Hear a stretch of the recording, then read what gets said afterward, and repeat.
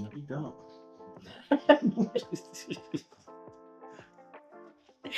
This man. That part wasn't gonna take the first part, just my reaction. Yes. So I said, no, he said, you can go ahead and take the baton when we're starting this video. And I said, yeah, I know, you can too, you can take the lead. And I said, I don't need an invitation to talk. And he said, No, you do not. That's so over you. That's one thing. That's one thing. That is one thing. I love you. I love you too. Yes. So we want to do a video about how YouTube changed our life, because we're sitting here coming off a year of traveling nomadically, and just sitting there showing and off of 2 years of being engaged with YouTube. Yes, 2 years. We started in June of 2022, and we've been plugging away ever since. As you've been here for a long time, you've seen our channel grow, as far as us growing as people, and as far as how the episodes look too as well. Yeah. So I think the number one thing we learned is patience. Lots and lots of patience. Of patience with the process. Yeah. And with ourselves, right? Mm-hmm. Like, you can speak on that with like editing and learning. Oh yeah, for sure. Like I said, we started in June of 2022, and it took us until December of 23 to get 1,000 followers. So we were so happy. We were super happy. We were in the Philippines. I'll never forget it. Yeah. We were in Coron, yes. Philippines. Yes. At our hotel, and Terry came out of the room. I was in the hallway sitting on the stairs because I couldn't really get reception in our room. The Wi-Fi was not the best. No. Yeah. So he comes out and he says, "We got 1,000 followers." And, and you gotta be cautious with that, because sometimes like we'll get 3 or 4 followers and lose 4 or 5 followers that day. So I was like, hopefully we'll get to 1,001, and then I'll feel very comfortable with saying we have 1,000 followers. But it's crazy because we had the watch hours within fairly quickly. Yeah. And typically it happens the other way around. Yeah. Typically people get all of the subscribers, they get 1,000 subscribers, and they don't have the watch hours. But we had the watch hours, and when we were in Mexico for 7 months, we had people coming up to us like, "Hey guys, we know you from YouTube. Yeah. You're the reason we came here," and blah blah. And we were like, "Wow, people are watching." Yeah. We just struggled to get the subscribers. We really struggled to get the subscribers. It took a whole lot of patience. But what it was, we learned that we weren't doing it for that. We were just doing it because we loved sharing information. And like Carmen said, it became more of a it made us become more responsible with our content when we had people come up off the streets and tell us that, well, we inspired them to move to places, or we inspired them to try to eat a certain thing or go to this certain place. Like once we started getting that kind of responsibility, it was like, oh, it's not even about that. It's about sharing information, having fun doing it. Absolutely. And growing, yes. And one of our main priorities was in starting the channel and in sharing what we were doing was to inspire Black and brown people to travel and to try new things, to really share that it's not just for people who are very privileged, that travel and experiencing different cultures and the world and new things is for everyone. Yeah. And that can segue to our next segment about growth, because before you and I started dating, I wasn't a big traveler at all. And being with you and you showing me that we can travel and do and travel to cool places and not break the bank, it opened my eyes to everything, really, as far as even opened my eyes to starting a channel, and exploring and telling stories on this side of and telling stories that were more based on reality. Yeah.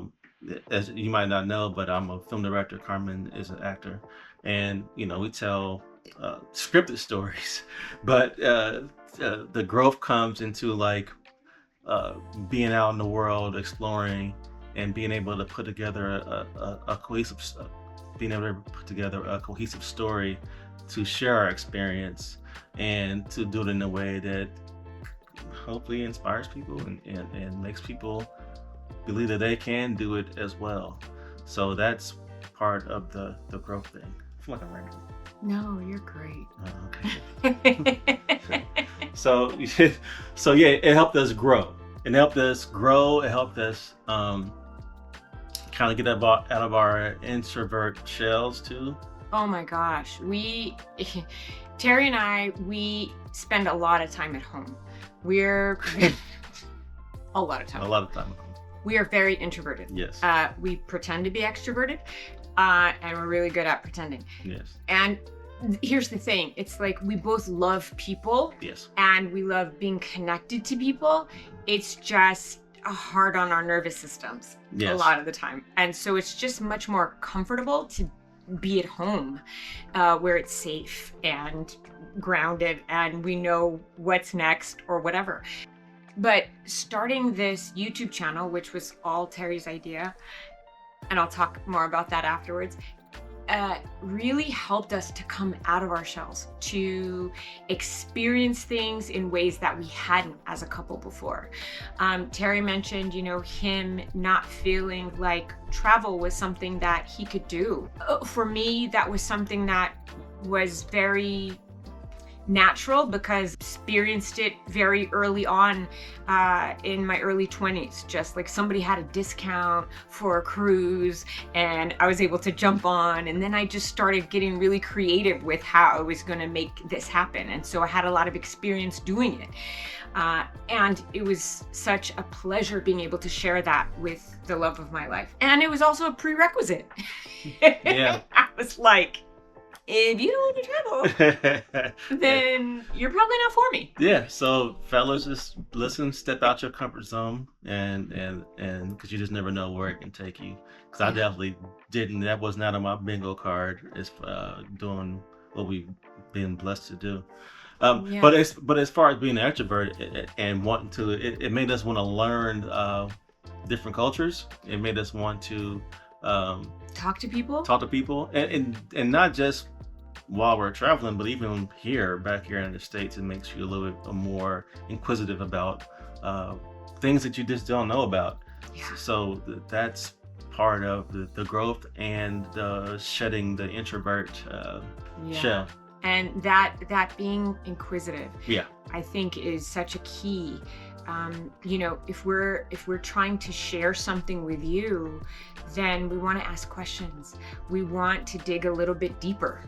We want to find out, why this is such a popular place to be or go or do or whatever. And it really helped us to explore more than we would have if we weren't sharing it with all of you.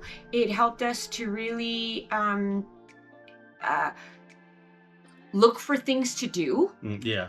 Right? Yeah. Like to keep it fun and exciting. And that, it changed us. Yeah, it did. It changed us. In an organic way. We try not to be those annoying YouTubers who just have cameras and are clearly there for the intent of to shoot content. We go to get the content, but we also try to enjoy where we're at organically. I always say that we have it, now let's enjoy it, And so it's not, we're not going in with the intent just to create content, but that's probably why we don't have a lot of detailed stuff about where we go.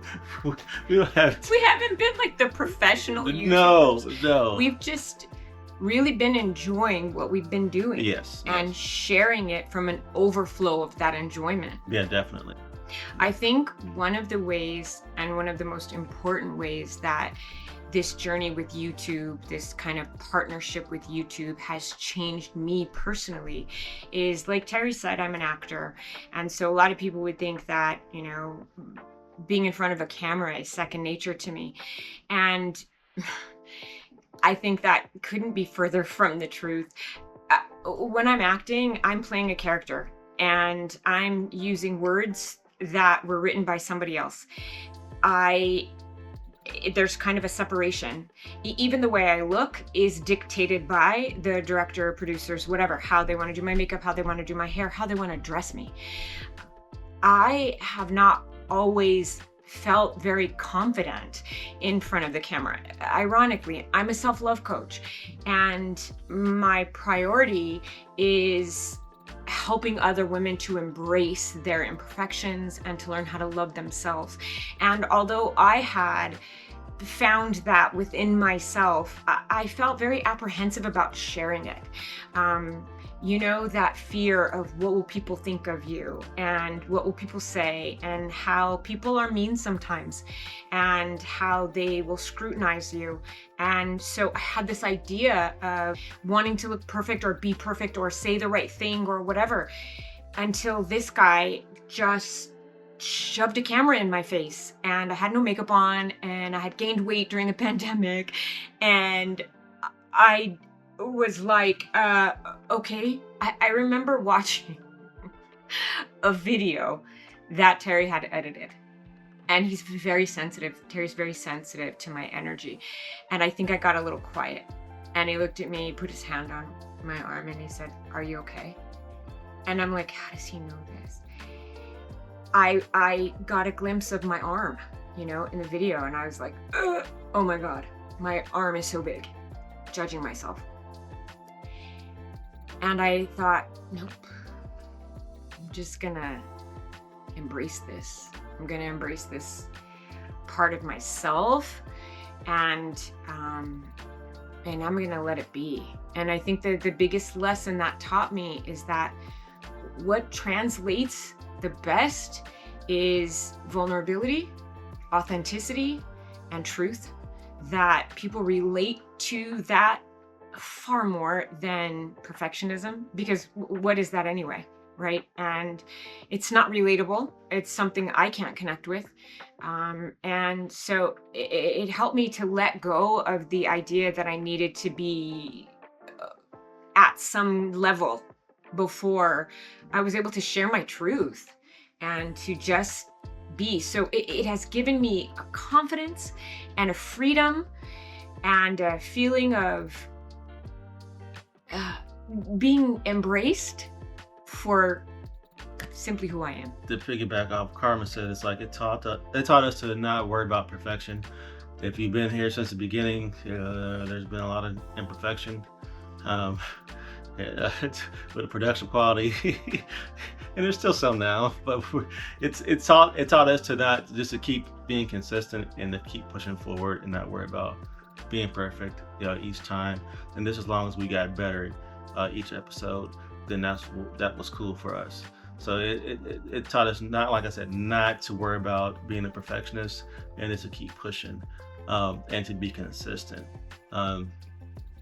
I think that's more important than anything else. The quality and growth will come, but the consistency is the key, and not worry about being perfect is another key. So yeah, I think just being authentic in what you're sharing speaks volumes. Yes.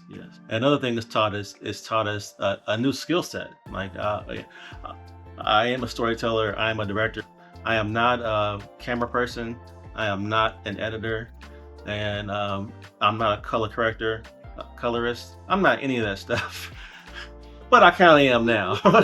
You have to learn a whole new skill set, and you have to learn how to edit, because we're not paying people to do our edits. We do everything in the house. He does. Yeah. It's been nice because we've been collaborating. When we were out on the road, Terry would say to me, you have a really pretty eye. She does. For pretty things. And so I would capture all the pretty things, and he'd put them in, and I would make all of our travel arrangements while he filmed everything and edited videos. So it helped us to collaborate and be creative together. Gave us such a creative outlet. It was so nice to be able to do that, again, as well as enjoying the process and the journey.